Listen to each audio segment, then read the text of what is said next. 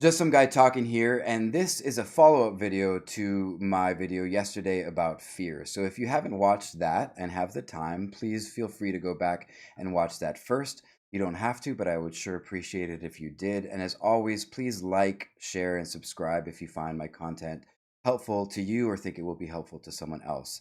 So the analogy that I used yesterday was about being in a vehicle that is your life and making sure that fear is a passenger in that vehicle and not the driver. And that's helpful from a theoretical perspective. But when it comes down to like, what do you actually do to make sure that fear is a passenger and not the driver? It's not that helpful. So I figured I'd do a follow up and share what it is that I'm doing right now. Today, to deal with the anxiety and stress that I feel right now, the fear that I feel right now about tomorrow, which is election day. So there are a lot of us, maybe you included, who are afraid about what's going to happen tomorrow. Uh, what the outcome is going to be, regardless of which side you're voting for, what that means for me, what that means for our country, what that means for my state, what that means for my friends, what that means for the planet. Uh, all these things are in the air right now. I feel like I'm ingesting anxiety and fear through my pores, even when I'm sitting alone in my house. So, what am I doing? I'm doing a few things. First, I'm really forcing myself to feel my fear to scale. What does that mean? It means that I am one person in one part of this country that is part of a bigger world, and I am trying to make sure that the portion of fear that I am digesting and trying to deal with is appropriate to who I am and what my footprint is on this planet. So, I am thinking about what specifically I am afraid of, what kind of outcomes are fearful to me or cause fear for me, and then trying to come up with plans and say, okay, if this thing happens that I am afraid of, what will I do then? What will be my first step? What will be, the step after that? If there are different options for how things might play out, I try to come up with something for each of those things. I'm not writing a whole playbook, but I'm giving myself the ability to feel like I have some kind of plan, that I'm not just sitting here waiting for whatever it is I'm afraid of to land on me and then going, oh my God, what do I do now? Right? So that doesn't necessarily take away the thing that I'm afraid of, but it does change the way that that fear impacts me if I feel like I have some kind of plan. So I would suggest that if that's something that you think is useful, that you would, just think, what is it that I'm afraid of? What specifically for me, right? And come up with a couple ideas, for what you might do in order to deal with that if that fear is realized. Does that mean that I don't care about how this thing or anything impacts everybody else? No, it does not. If I wanted to, I could open myself up to the fear that I feel for all the people that are impacted by things like this that are scary for one reason or another. Uh, and maybe at some point I might be able to do that today. I can't. Today I need to deal with it as it pertains to me.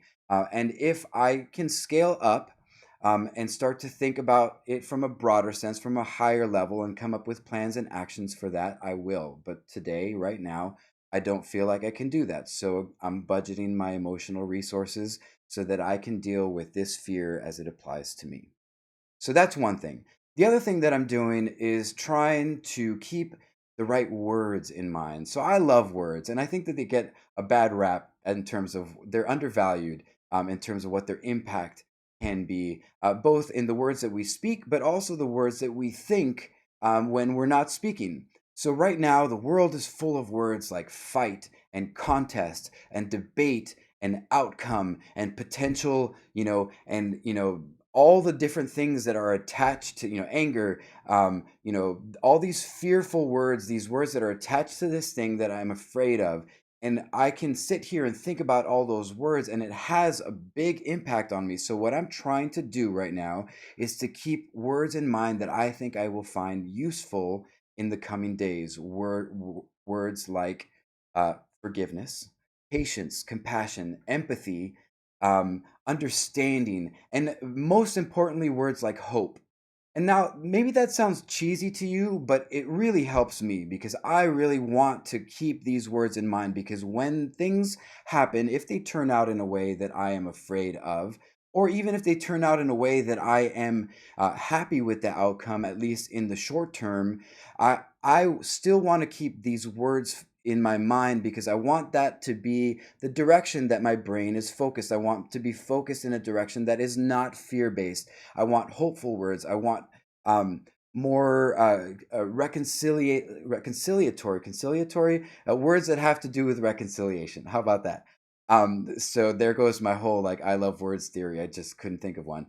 Um, anyway, those two things are two of the things that I can think of that are concrete examples right now that I'm using to calm myself, right? And as these waves of fear come over me, I keep doing this. I keep saying, okay, how much of this fear is mine right now? How much of this fear can I consume? I don't want to look at this whole buffet of fear and go, how much of this can I load up on my plate and try to shove into my system? I want to just say, okay, how much can I consume? Which of these portions are mine? And then, like I said, I'm going back and saying, okay, what are the words that I'm focusing on right now? What are the concepts that I'm focusing on right now that will be applicable whether my fears are realized or not? Now, I don't know if that's helpful, if that fixes anything. I'm sure that you're all just as terrified as you were before you started my video. I know that I am, but maybe it'll be helpful in how you deal with